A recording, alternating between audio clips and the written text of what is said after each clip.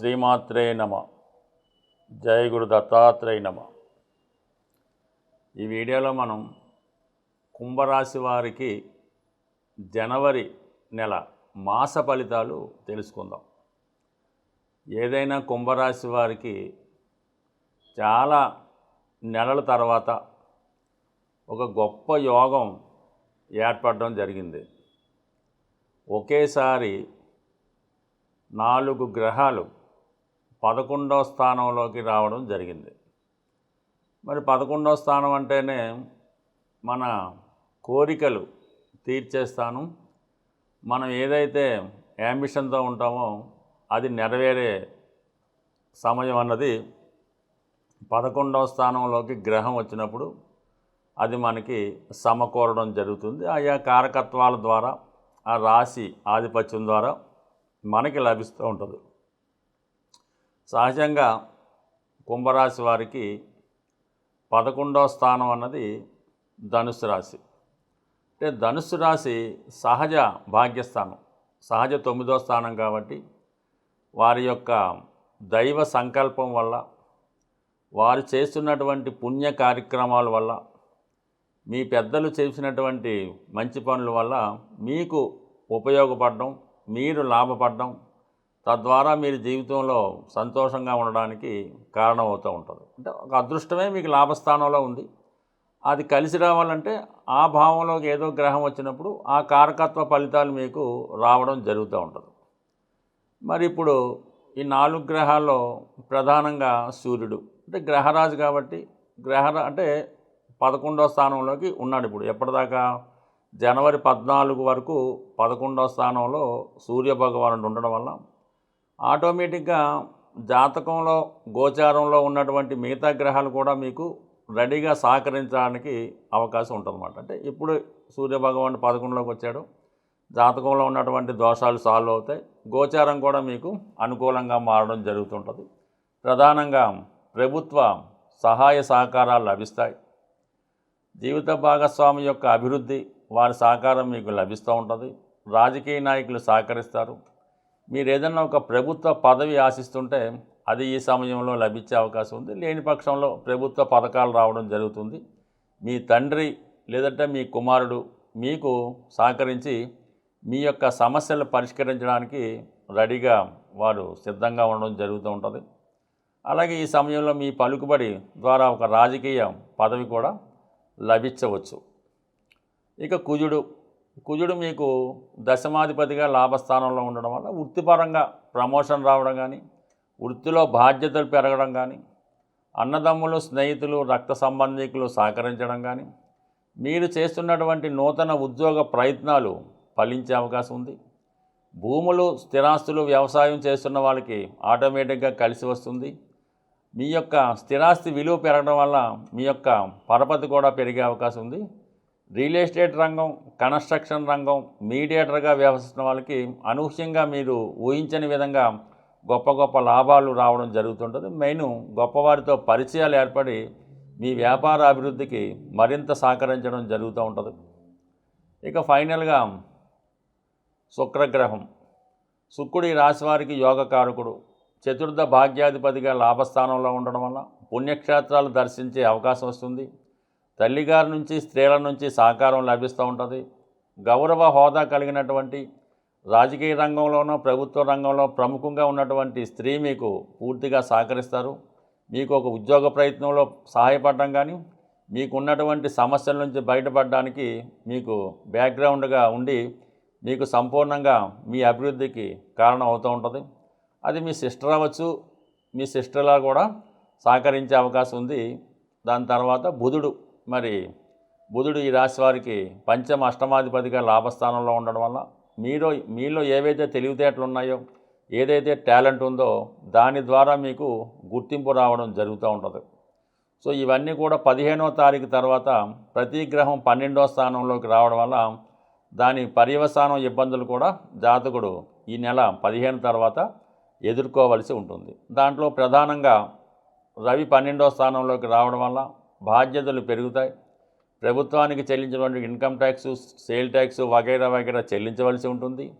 ప్రభుత్వ అధికారుల ఒత్తిడి ఏర్పడుతూ ఉంటుంది. ఏదైనా ఒక రైడ్ లాంటిదో, ఇన్కమ్ ట్యాక్స్ రైడ్ లాంటిదో జరిగే అవకాశం ఉంది. అలాగే మీ కుటుంబంలో పెద్దవారికి అనారోగ్య కారణాల వల్ల హాస్పిటల్ సందర్శించవలసి ఉంటుంది. కుజుడు 12వ స్థానంలోకి రావడం వల్ల సెల్ఫ్ మిస్టేక్స్ వల్ల, అన్నదమ్ముల వల్ల, వ్యసనాల వల్ల నష్టపోయే అవకాశం ఉంది. తొందరపాటు నిర్ణయాల వల్ల ఉద్యోగంలో ఇబ్బందులు రావడం కానీ, ఉద్యోగంలో ట్రాన్స్ఫర్ కానీ, మార్పు కానీ వచ్చే అవకాశం ఉంది. వ్యాపార అభివృద్ధికి తప్పనిసరిగా పెట్టుబడి పెట్టవలసి ఉంటుంది. దీర్ఘకాలిక రుణాలు తీర్చే ప్రయత్నం కంపల్సరీగా చేస్తారు. అలాగే ఎక్కువగా దూర ప్రాంత ప్రయాణం చేసి కొన్ని రోజుల పాటు ఇతరుల గృహంలో మీరు స్టే చేయవలసి ఉంటుంది. శుక్రుడు 12వ స్థానంలో ఉంటూ అక్కడ ఉన్నటువంటి శత్రుగ్రహాలైనటువంటి రవి, కుజగ్రహాలతో కలిసి ఉండడం వల్ల ధనం విపరీతంగా ఖర్చు అవుతుంది. ఏదో రహస్య కార్యకలాపాలు సాగిస్తూ ఉంటారు. రహస్యంగా కొన్ని పనులు చేయడం జరుగుతూ ఉంటుంది. మీ యొక్క ఎంటర్టైన్మెంట్ కొరకో, మీలో సరదాలు తీర్చుకోవడానికో కొంత సమయాన్ని వాటి కొరకు కేటాయించి అజ్ఞాతంలోకి వెళ్ళడం కూడా జరుగుతూ ఉంటుంది. బుధుడు కూడా 12లోకి వచ్చినప్పుడు కొత్త అవకాశాలు వస్తూ ఉంటాయి. విద్యార్థులకి కొత్త విషయాలు తెలుసుకోవడం జరుగుతూ ఉంటుంది. బట్ ఏదైనా ఇవన్నీ కూడా 15 తర్వాత మీకు వ్యతిరేకంగాను, 15వ తారీఖు ముందు మంచి ఫలితాలు ఇవ్వడం జరుగుతూ ఉంటుంది. కుటుంబ స్థానంలో ఉన్నటువంటి శని భగవానుడు కుటుంబ సభ్యుల విమర్శలను ఎదుర్కోవడం జరుగుతూ ఉంటుంది. బట్ ఏదైనా ఆర్థిక సంబంధించిన విషయాల్లో మీరు చాలా జాగ్రత్తగా ఉండవలసింది. కంపల్సరీగా ఈ నెలలో శుక్రగ్రహ అనుగ్రహం కోసం కంపల్సరీగా శ్రీ సూక్త పారాయణ, కనకదార స్తోత్ర పారాయణ, విష్ణు సహస్రనామంతో కూడినటువంటి లక్ష్మీ స్తోత్రాన్ని పారాయణ చేయడం వల్ల చాలా వరకు ఈ శుక్రుడు సంబంధించినటువంటి వ్యసనాలు, ఫైనాన్స్ ప్రాబ్లమ్స్, స్త్రీల వల్ల ఇబ్బందులు సమసిపోయే అవకాశం ఉంటుంది. జనవరి నెలలో ప్రధానంగా ఏంటంటే మనకి కొన్ని ముఖ్యమైనటువంటి ఇంపార్టెంట్ డేస్ రావడం జరుగుతూ ఉంటుంది. ఆ డేస్లో ఆ విధి విధానంగా ఆ కార్యక్రమాలు పూర్తి చేసుకుంటే జీవితంలో కొన్ని మలుపులు రావడం జరుగుతూ ఉంటుంది. ప్రధానంగా మనకి ఈ డిసెంబర్ 30వ తారీఖున మరి ముక్కోటి ఏకాదశి సందర్భంగా ఉత్తర ద్వార దర్శనం అన్నది జరుగుతూ ఉంటుంది. అంటే ఇది మామూలు విషయం అయితే కాదు. సాక్షాత్తు వైకుంఠంలో ఉన్నటువంటి మహావిష్ణువుని సందర్శించినంత పుణ్యఫలం దక్కుతూ ఉంటుంది. ఎవరైతే తీవ్రమైనటువంటి ఆర్థిక సమస్యలతో బాధపడుతుంటారో వాళ్ళు ఈ డిసెంబర్ 30వ తారీఖున ఈ ముక్కోటి ఏకాదశి నాడు మరి ఉత్తర ద్వారం గుండా ఆ విష్ణుమూర్తి వెంకటేశ్వర స్వామిని దర్శించడం వల్ల మీకున్నటువంటి సమస్త ఈతి బాధలు, ఆర్థిక సమస్యలు పరిష్కారం అవుతాయి. వీలైతే ఆ రోజు చాలా పవిత్రంగా ఉంటూ విష్ణు సహస్రనామాన్ని కానీ, గోవిందనామాలను కానీ వినటం ద్వారా మీ జీవితాన్ని ధన్యం చేసుకోవచ్చు. అలాగే జనవరి 31 అంటే ఇది డిసెంబర్ 30, జనవరి 31న శని త్రయోదశి రాబోతుంది. ఆ రోజు విధి విధానంగా శని భగవానుడికి తైలాభిషేకం జరిపించుకోవడం, ఎక్కువగా శివాలయంలో ఉన్నటువంటి శని భగవానుడికి తైలాభిషేకం చేసుకుంటే ఎక్కువ ఫలితం మీరు పొందుతారు.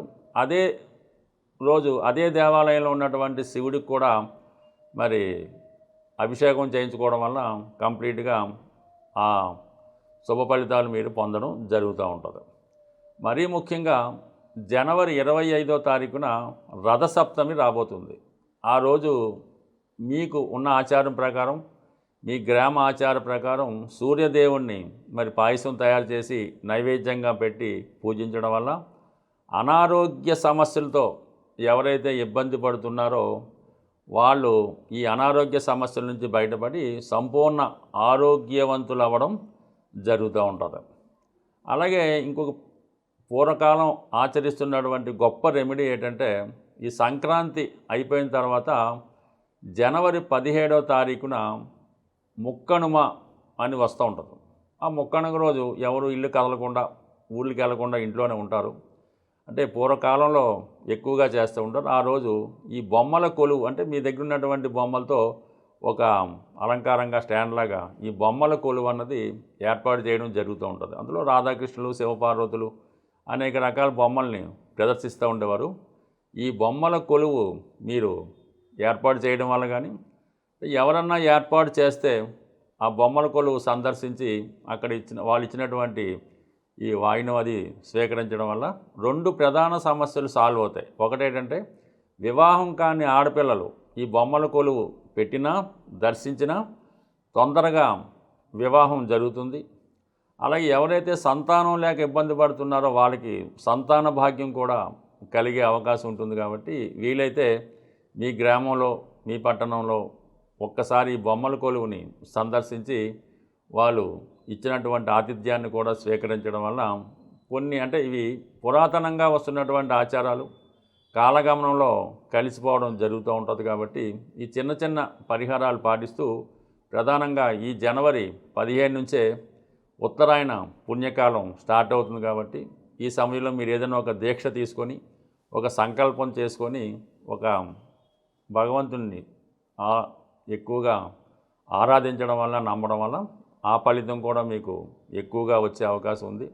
బట్ ఏదైనా ఈ ఆచారాలు వ్యవహారాలు పాటించడం ఏదైనా ఎవరిదైనా ఆంగ్ల సంవత్సరాది కొత్తగా ప్రారంభమవుతుంది. కాబట్టి కొన్ని కొత్త అలవాట్లు చేసుకుంటే జీవితంలో కొన్ని కొత్త మార్పులు రావడానికి అవకాశం ఉంటుంది. స్వస్తి.